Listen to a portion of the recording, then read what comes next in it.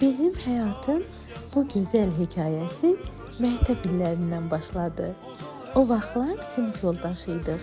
Biri dərslərində ön planda, biri daim fəal və çalışqan. Dərslər, baxışlar, müəllimlərin sözləri.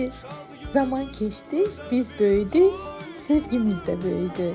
Məktəbi bitirdik, ali məktəbə qəbul olduq, nişanlandıq, ailə qurduq və beləcə gözəl bir ömür yoluna çıxdıq.